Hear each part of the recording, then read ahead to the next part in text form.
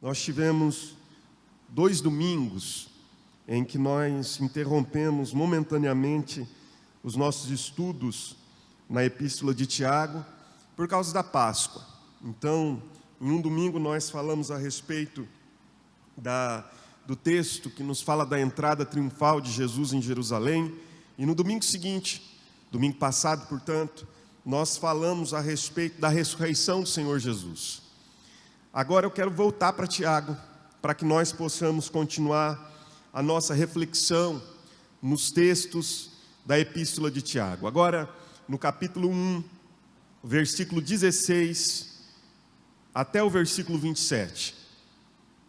A palavra de Deus nos fala, ou continua nos falando a respeito dessa compreensão que nós precisamos ter de uma vida cristã correta, de uma vida cristã alinhada com a vontade de Deus, que passa por crises, que enfrenta provações, que não as transforma em tentações, porque entende o propósito de Deus, busca sabedoria para compreender o plano de Deus no meio da crise. E o versículo 16, Tiago nos fala a respeito da necessidade, e você vai perceber que por 3 vezes no texto isso vai ficar claro. Em algum momento, nos anos passados, se não me engano, talvez no ano de 2018, nós estudamos sobre esse texto nessa perspectiva. Hoje não vai ser na perspectiva do engano, mas em outra perspectiva, mas não há como nós perdermos essa referência do texto. Olha lá, o texto diz assim, verso 16: não vos enganeis. Se você for até o verso 22, depois eu leio todo o texto, fica comigo só nesse entendimento aqui. No verso 22, o finalzinho, Tiago diz: enganando-vos a vós mesmos. E no verso de número 26, ele diz: se alguém supõe ser religioso, deixando de refrear a língua, antes enganando o próprio coração. Então existe nessa passagem de Tiago um desejo por nos revelar o quanto nós podemos ser enganados ou nos auto-enganarmos. A primeira orientação que Tiago nos dá no verso 16 é: não vos enganeis, meus amados irmãos. Porque pode existir um engano que é como uma ingerência externa, que tenta invadir o nosso coração. Geralmente esse engano, ingerência externa, vem da parte do inimigo. Porque a Bíblia nos diz em João capítulo 8, verso 44, que Satanás é o pai da mentira, ele é o pai do engano. Ele é ardiloso em enganar, ele é perito, ele tem essa expertise em mentir, em enganar, em burlar, em criar sofismas. E aí a Bíblia diz, não se deixem enganar, irmãos. Não permitam que o engano entre e conquiste o coração de vocês. Em que sentido? No sentido de que nós podemos permitir que Satanás nos engane com os seus sofismas. Quando? Verso 17. Toda boa dádiva e todo dom perfeito são lá do alto, descendo do Pai das luzes, em quem não pode existir variação ou sombra de mudança. Tiago diz assim, olha, não se deixe enganar pela mentira de Satanás, de que Deus é aquele que promove a tentação, de que Deus está fazendo isso porque o coração dele é maligno, de que Deus está agindo assim porque ele tem um coração mau e ele não quer o bem de vocês. Então, Tiago diz, não se deixe enganar por essa mentira. Isso é uma mentira, isso é uma palavra satânica, querendo enganar o seu coração. Por quê? Porque Deus é essencialmente bom. Em Deus não há nada de ruim, em Deus não há malignidade. O caráter de Deus é um caráter bom, portanto eu posso confiar nele. Eu posso confiar em Deus no meio das minhas crises, no meio das tempestades, no meio de toda circunstância adversa. Eu posso confiar em Deus, por quê? Porque o caráter de Deus é essencialmente bom. Toda boa dádiva, todo dom perfeito são lá do alto. descendo do Pai das luzes. Em Deus não há trevas. Ele não apenas vive em luz, mas Ele é o Pai das luzes. Ele é aquele que originou as luzes. Você já prestou atenção na criação? Na criação, a Bíblia diz que a primeira coisa que Deus faz criar é: haja luz, e houve luz. Mas só depois Deus vai criar os luminares. Então existe uma luz que é natural da palavra do próprio Deus, é uma luz natural de Deus, não são os luminares. Os luminares vieram a ser criados depois, mas antes deles, Deus já havia declarado que houvesse luz. Por quê? Porque Deus é o Pai das luzes, em quem não pode existir mudança. Irmãos, ontem nós jejuamos, que coisa maravilhosa foi esse tempo de jejum, né? E nós vamos falar um pouquinho disso aqui no nosso texto, hoje, na reflexão. Mas ontem nós jejuamos, e o jejum, a oração, é uma prática linda, é uma prática de uma disciplina espiritual maravilhosa, sobretudo quando ela é completa, quando esses exercícios devocionais espirituais estão acompanhados de práticas de justiça e de retidão, que fazem com que a terra, a comunidade, a sociedade em que habitamos seja invadida pelos valores do reino. Isso é belíssimo, quando o jejum, a oração estão envolvidas nessa compreensão. Agora preste atenção, ontem nós jejuamos, e uma pessoa com uma dúvida muito sincera e verdadeira, que me fez pensar, essa dúvida foi tão importante para mim, porque quando essa pessoa me perguntou a respeito disso, me fez refletir tanto. Ela disse, questionando o jejum: pastor, o jejum sensibiliza Deus? E aí eu fui pensar a respeito disso. Não, Deus não precisa ser sensibilizado. Por quê? Porque Deus, Ele é sensível. Deus é compassivo, Deus é misericordioso, Ele não olha o sofrimento sem ter os olhos encharcados de lágrimas. Jesus chorou diante do sofrimento, e Ele é a expressão exata do ser de Deus. Logo, Deus se comove diante da dor, Deus se angustia. Portanto, o jejum não sensibiliza, o jejum não muda Deus, porque Deus é perfeito. Um ser perfeito não precisa melhorar. Então o jejum não é para mudar Deus, não. A oração não muda Deus. O jejum e a oração mudam a mim. Por quê? Porque em Deus não pode existir variação ou sombra de mudança. Ele é o que é. Eu sou, diz o Senhor. Ele era antes, é agora e será para todo sempre. Eu sou o mesmo, diz as Escrituras. Por isso vocês não são consumidos. Aleluia. Ele é o mesmo, por isso nós não somos consumidos, irmãos queridos.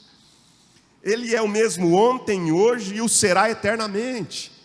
Não existe variação de mudança. Quando eu oro, quando eu jejuo, eu não mudo Deus, mas eu sou mudado. Eu sou transformado.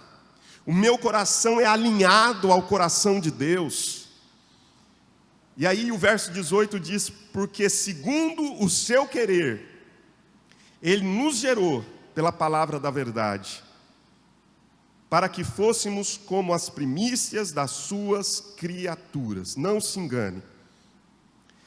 Quando a palavra de Deus encontra o nosso coração, aqui eu queria iniciar a minha reflexão enfatizando algumas coisas. Quando a palavra da verdade nos encontra, produz pessoas novas.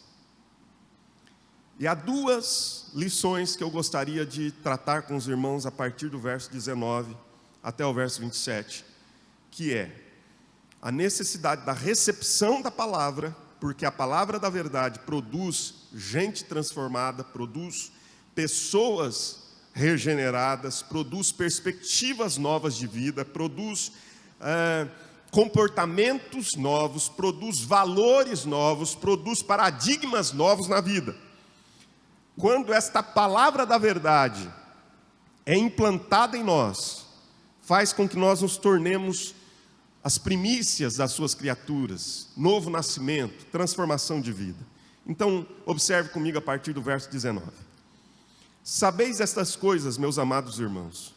Todo homem, pois, seja pronto para ouvir, tardio para falar, tardio para se irar, porque a ira do homem não produz a justiça de Deus.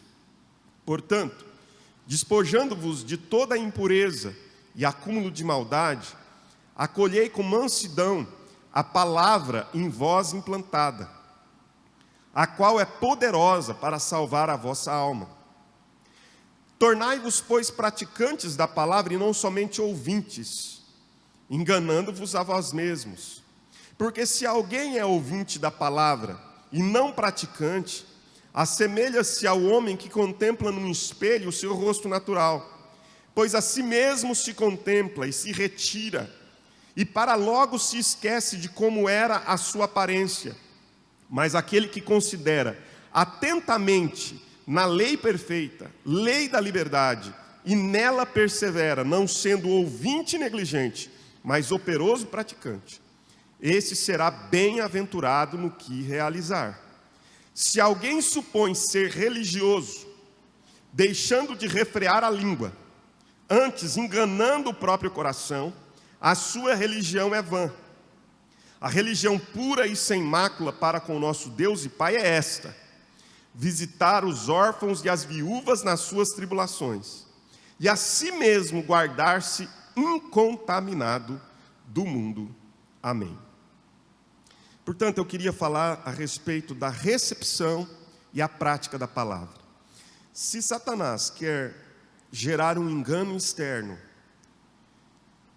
levando-nos a acreditar que Deus é um Deus não tão bom quanto nós declaramos e pregamos, existe também um engano interior que nós mesmos produzimos pela nossa cobiça, que nós mesmos produzimos pelo nosso desejo incontrolado, que é o engano de nós sermos apenas receptores da palavra e não praticantes. Mas veja bem, uma primeira importante lição que eu aprendo com esse texto é que nós devemos ser aqueles que recebem a palavra de Deus com avidez. A recepção da palavra é muito importante, é fundamental. Por quê? Porque a doutrina antecede a verdadeira prática. Antes de nós termos uma atitude correta, nós precisamos ter uma compreensão correta.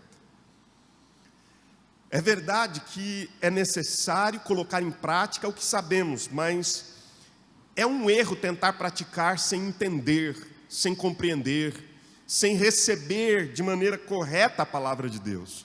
A recepção da palavra, a doutrina antecede a prática, a ética. Então observe, esse texto do verso 19 a 21 nos fala a respeito da recepção da palavra. Quando nós lemos esses versículos, nós podemos descaracterizá-los e não entendermos a necessidade de recebermos a palavra de Deus. Devido à forte ênfase que toda a epístola de Tiago tem na prática, você verá que Tiago não está discutindo questões doutrinárias. O maior desejo de Tiago é falar a respeito da prática da vida cristã. Não que Tiago não tenha em si compreensão da doutrina, mas o desejo de Tiago é falar a respeito de como nós devemos praticar a fé. Por isso, às vezes, nós entramos numa crise quando tentamos comparar Tiago a Paulo, achando que eles estão numa colisão de ideias. Não, Tiago, ele não quer discutir a justificação pela fé. O que Tiago quer dizer é que é necessário aprendermos a praticar a fé. Ele tem uma forte ênfase na prática. Sendo assim, às vezes quando nós lemos esses versículos, a primeira ideia que nos vem à mente é que Tiago está nos ensinando que receber a palavra, ser instruído na verdade, é alguma coisa que nós não deveríamos nos ater tanto, nos preocupar tanto. Eu invariavelmente ouço pessoas dizendo que elas não são pessoas que estão interessadas no ensino, elas estão interessadas na prática. Isso também é um erro. As duas coisas precisam caminhar juntas. Nós precisamos aprender a receber o ensino, receber a instrução, receber a palavra de Deus para que ela norteie corretamente a nossa prática. E Tiago, então, aqui ele nos diz assim: todo homem, pois, seja pronto para ouvir. Ser pronto para ouvir nos fala a respeito de nós não sermos apenas ouvintes, mas de nós sermos também ouvintes. Nós não podemos ser apenas ouvintes, mas nós devemos ser também ouvintes. Por quê? Porque há um ouvinte atento, que não é um ouvinte negligente. O verso 25 fala sobre esse ouvinte atento e esse ouvinte negligente. Há um ouvinte atento, há aquele que recebe a palavra que foi implantada, que acolhe a palavra com mansidão. Acolher a palavra é necessário, irmãos. Ser pronto para ouvir aquilo que Deus está falando. Se não fosse importante, as Escrituras não enfatizariam: aquele que tem ouvidos para ouvir, ouça. Se nós temos ouvidos para ouvir, é necessário ouvir, ser pronto para receber a palavra. Ouvir a palavra é necessário para que nós tenhamos uma prática correta da palavra. Em seguida, Tiago diz assim: seja tardio para falar. Antes de falar, ouça a palavra. Antes de você emitir a sua opinião a respeito de tantas coisas, ouça o que Deus tem a dizer a respeito daquilo, qual é a opinião de Deus a respeito daquele tema. Ouça, seja tardio para falar, permita que a palavra transforme primeiro o seu coração, para que então a sua voz seja ouvida. Há aqueles que apressadamente querem ensinar, sem mesmo terem ouvido atentamente para o seu próprio crescimento. São ávidos para falar, mas não entenderam que falar sem compreender pode gerar condenação e juízo. Talvez nós cheguemos lá, se Deus permitir, mas o capítulo 3, verso 1, Tiago diz assim: meus irmãos, não vos torneis muitos de vós mestres, sabendo que haveremos de receber maior juízo. Já parou para pensar que aquele que ensina vai receber um juízo maior? Por duas razões. Primeiro, porque ele pode ensinar de maneira equivocada, errada. Primeiro, porque ele pode distorcer a verdade e receber juízo por causa disso. E segundo, porque ele pode ensinar o que não faz, ensinar o que não pratica. Há duas razões para receber maior juízo aqui: alguém que ensina de maneira errada e alguém que ensina o que é certo, mas pratica o que é errado. Então, a Bíblia diz: seja primeiro pronto para ouvir, tardio para falar. E aí ele diz: tardio para cirar. Por que tardio para cirar? Porque é preciso ouvir com atenção, falar com critério e agir com sabedoria. O ser tardio para cirar é alguém que age de maneira sábia, porque entende que a sua ira não produz a justiça de Deus. O verso 20 diz isso: a sua ira, a ira do homem, não produz a justiça de Deus. Então, antes de você fazer, antes de você falar, apenas aprenda a ouvir. Eu, particularmente, sou uma pessoa que preciso muito ouvir. Eu gosto, sim, de ler, mas eu queria fazer uma confissão para você aqui. Talvez eu seja um melhor ouvinte do que um leitor. Porque ouvir é algo fundamental para o nosso crescimento. A Bíblia diz que é pela audição da palavra de Deus que a fé é implantada no nosso coração, que a fé enche o nosso coração. E aí, a palavra do Senhor Jesus, através de Tiago, continua dizendo assim, verso 21, portanto, despojando-vos de toda impureza e acúmulo de maldade, acolhei com mansidão a palavra em vós implantada, a qual é poderosa para salvar a vossa alma. Então, observe, esse processo da recepção da palavra passa por pessoas que são fáceis para receber a palavra, estão ávidas para receber a palavra, são pessoas que são tardias para falar, elas vão primeiro receber, degustar a palavra, vamos usar essa linguagem, ruminar a palavra, elas vão mastigar essa palavra, até que a palavra entre no coração, até que a palavra gere transformações, porque o verso 21 está falando-nos a respeito dessas transformações que a palavra de Deus, quando impacta o nosso coração, causa. O que a palavra de Deus faz quando ela nos encontra poderosamente? Ela vai retirando, ela vai desarraigando, despojando do nosso coração toda a impureza, todo o acúmulo de maldade, tudo aquilo que foi acumulado no nosso coração pela cobiça, pela prática do pecado. A Bíblia tem esse poder, irmãos. Jesus ora dizendo em João 17, santifica-os na verdade, a tua palavra é a verdade. A palavra de Deus tem esse poder de entrar no nosso coração e ir arrancando a impureza, todo o acúmulo de maldade, ir fazendo uma faxina dentro de nós. Conhecereis a verdade, a palavra de Deus é a verdade, e a verdade vos libertará. A verdade causará uma transformação, ela gerará uma libertação. Nós seremos livres das nossas prisões. A palavra de Deus é poderosa para isso, a ponto da Bíblia dizer aqui que essa palavra que é implantada em nós é poderosa para salvar a nossa alma. Ou seja, essa palavra é o poder de Deus para a salvação de todo aquele que crê.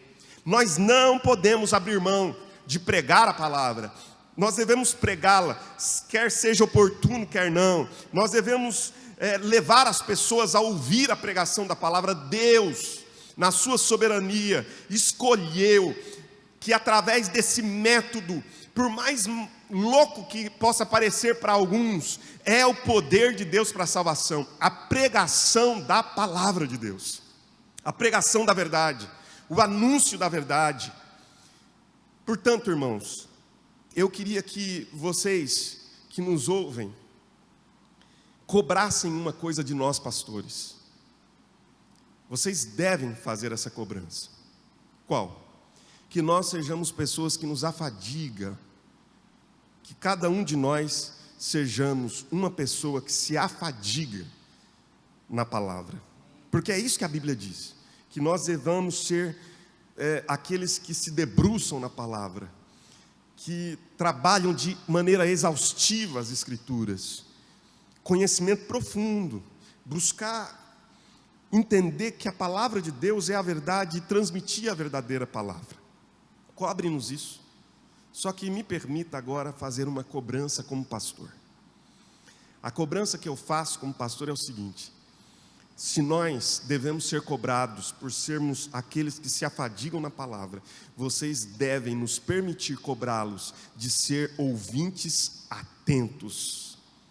Vocês devem nos permitir cobrá-los de serem aqueles que têm ouvidos para ouvir o que o Espírito está dizendo à sua igreja.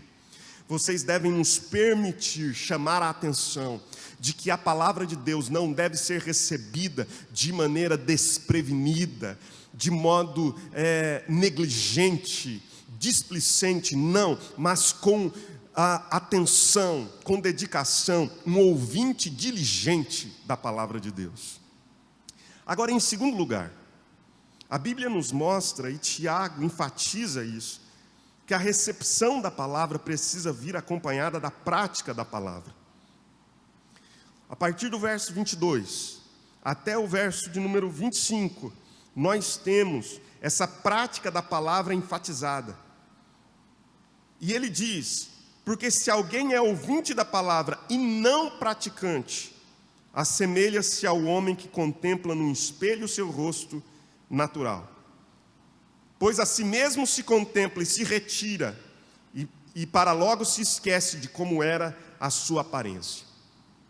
Irmãos, aquele que é enganado pelo próprio coração, é aquele que ouve a palavra, gosta da doutrina, se inclina quando a palavra de Deus é aberta, lê as Escrituras todos os dias, ama as Escrituras, mas não ama como deveria amá-la, porque a Bíblia nos ensina que sermos apenas ouvintes da palavra e não praticantes é sermos enganados por nós mesmos. O nosso coração está sendo enganado quando nós temos esse conhecimento superficial, porque o conhecimento profundo das Escrituras é aquele que vem acompanhado da prática.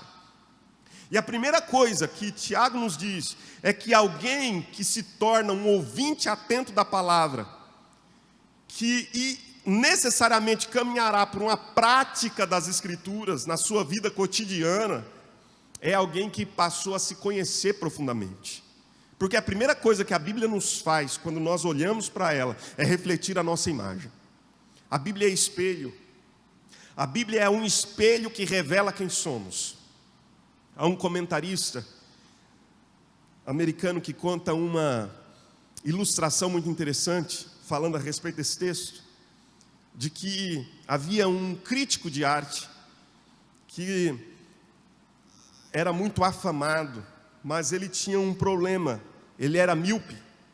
Então ele tinha essa necessidade de usar um óculos sempre que ele iria fazer as suas críticas de arte. E ele estava fazendo uma crítica de quadros que haviam sido pintados e ele havia esquecido em casa os seus óculos. Mas ele, não querendo perder o seu ar de superioridade, porque haviam outros críticos com ele, e ele era de grande fama, ele passa diante de um quadro e sem os óculos ele começa a fazer a crítica e dizer assim: esse pintor errou na escolha desse modelo. Porque ele pinta esse homem, mas esse homem é rústico. Esse homem é alguém que não deveria servir de modelo. A sua imagem é grosseira. E ele poderia ter escolhido um modelo melhor. Portanto, a crítica desse quadro é que esse quadro não está apto para ser apresentado a outros. E passou. E foi para outro quadro. Quando não, a sua esposa o chamou de lado e disse: meu bem, aquele não era um quadro, aquele era apenas um espelho. Ele havia olhado o seu próprio reflexo no espelho e feito uma crítica de si mesmo. Quando nós olhamos para as Escrituras, nós fazemos uma crítica de nós mesmos. Nós examinamos o nosso próprio coração. Isso nos ajuda a sermos praticantes da palavra. Alguém que pratica a palavra é alguém que, em primeiro lugar, entende que a Bíblia revela quem ele é e muda as suas ações, muda o seu comportamento.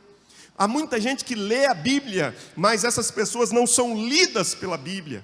Há muitas pessoas que conseguem decorar os versos, mas esses versos não transformam o coração. Portanto, irmãos, nós precisamos entender que a primeira obra de transformação, a primeira prática das Escrituras é quando nós ouvimos e passamos a obedecer para mudar o nosso próprio coração. Às vezes nós queremos ler a Bíblia e mudar o mundo, mas a Bíblia está nos chamando, em primeiro lugar, a sermos aqueles que mudam o seu próprio coração.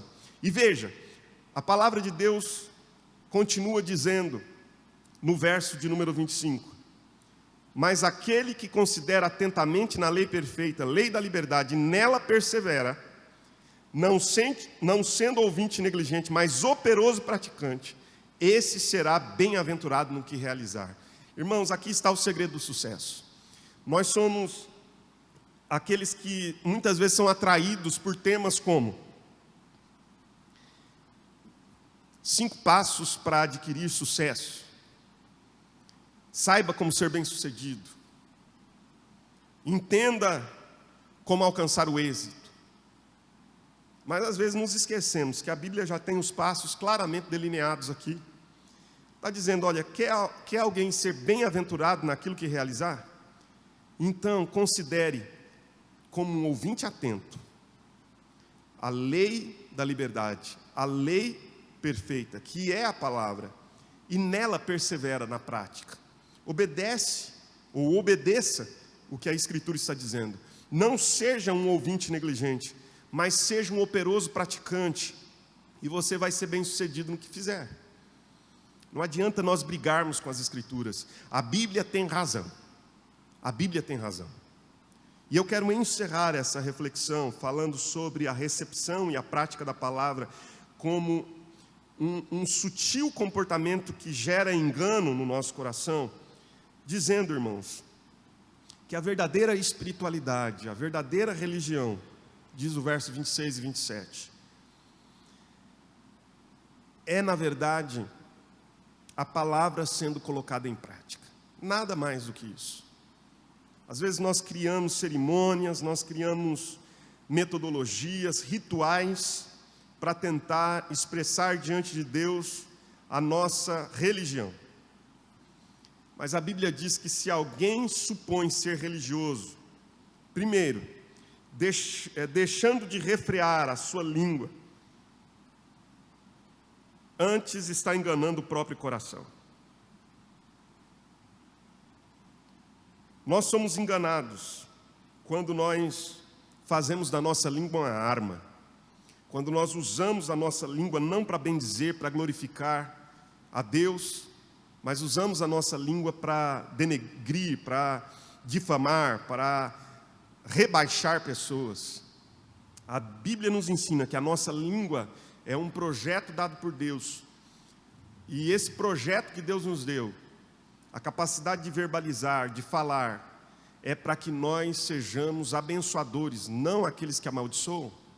A morte e a vida estão no poder da língua. Aquele que bem a utiliza, comerá do seu fruto, diz a Escritura. Portanto, irmãos, cuide daquilo que você fala.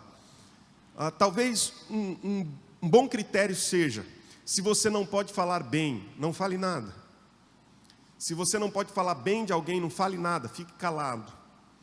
Mas cuide da sua língua, para que ela não seja uma promotora de morte, porque essa é uma prática religiosa vã. E a Bíblia ainda nos ensina que a verdadeira religião, ou a espiritualidade que agrada a Deus, é aquela espiritualidade que não se contamina com o mundo, mas também não se aliena do mundo. Diz assim o verso de número 27. A religião pura e sem mácula para com o nosso Deus e Pai. Ou seja, a espiritualidade que Deus olha e diz, não tem mistura.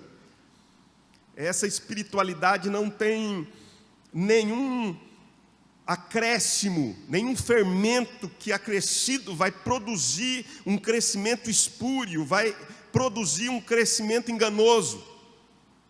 A religião pura e sem mácula para com o nosso Deus e Pai é esta: visitar os órfãos e as viúvas nas suas tribulações, e a si mesmo guardar-se incontaminado do mundo.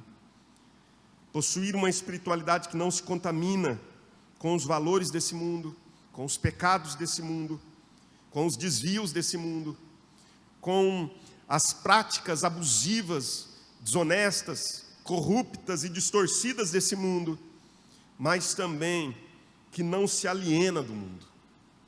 O que Jesus nos ensina em João capítulo 17, versos 14 a 18 é o seguinte: que nós sejamos guardados do mundo. Ele ora ao Pai para que nós sejamos guardados do mundo, mas não para que nós sejamos retirados do mundo. Nós somos como um navio, irmãos. Nós somos um navio que está navegando em alto mar. Nós estamos no meio da água. Existe água por todos os lados. Nós estamos sendo, inclusive, muitas vezes, chacoalhados por essa água, pela tempestade que atinge o mar, mas não há água dentro do navio. Nós somos como um submarino, existe água nos envolvendo de todos os lados, mas não existe água dentro de nós. Nós estamos no mundo, mas nós não somos do mundo, diz as Escrituras. Portanto, a prática da palavra é um envolvimento com todos aqueles que vivem de maneira sofrida, aqueles que estão padecendo, aqueles que precisam de auxílio, de ajuda, e a nós mesmos guardarmos-nos incontaminados do mundo. Ter uma espiritualidade que não se contamina, mas também uma espiritualidade que não se aliena. Eu quero louvar a Deus nesse dia, pela vida dos irmãos, que ontem passaram por aqui, deixaram a sua contribuição, deixaram a sua oferta de amor, deixaram aqui um pouco de si. Isso é a ideia das Escrituras, não se alienar. Nós estamos vivendo uma crise e a igreja não é uma igreja alienada na crise, mas a igreja também não é uma igreja que vive se contaminando com o mundo. Não importa o que estão dizendo, nós precisamos manter a nossa postura de uma espiritualidade saudável, de uma espiritualidade reta, de uma religião pura, sem mácula, sem mistura, em nome de Jesus, amém. Que Deus te abençoe, em nome do Senhor Jesus Cristo. Eu queria que nós encerrássemos esse momento, em que nós também encerramos o capítulo 1 de Tiago, fechando os nossos olhos e pedindo que a palavra de Deus encontre lugar no nosso coração. E mais do que lugar, ela encontre também um coração aberto para praticá-la.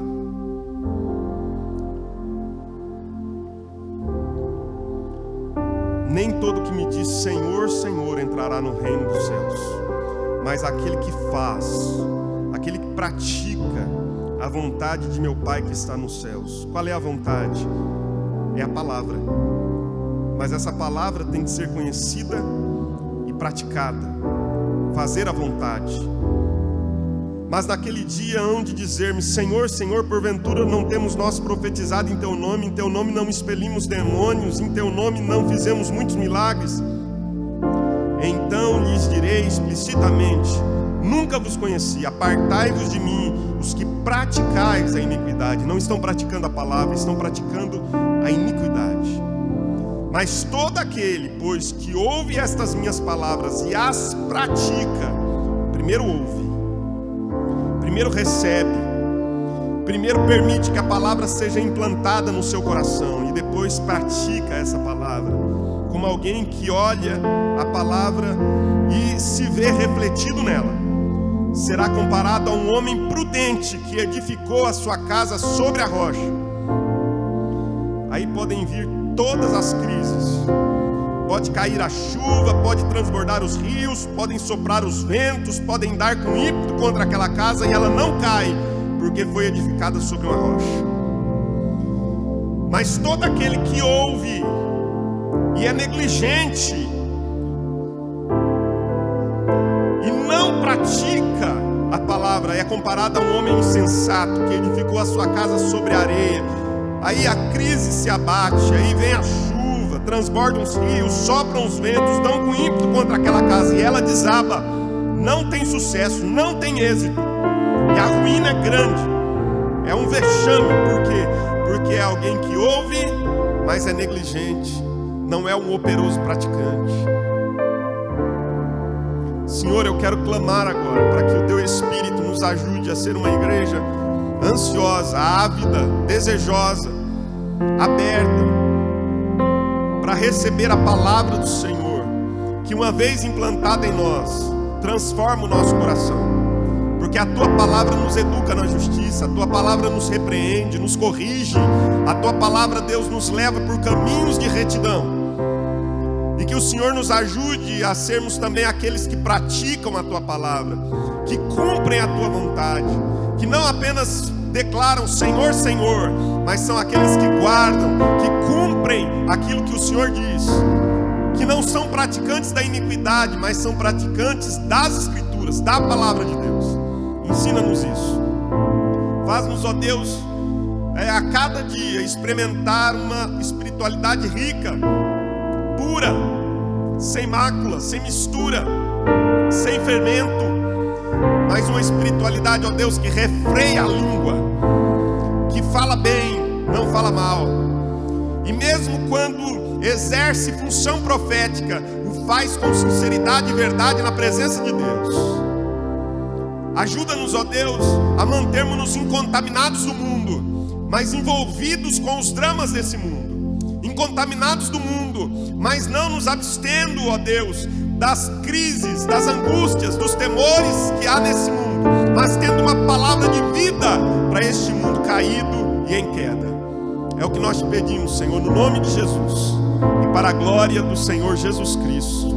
Amém e amém. Que o Senhor teu Deus te abençoe, que Ele te guarde, que Ele te cubra, que Ele te proteja.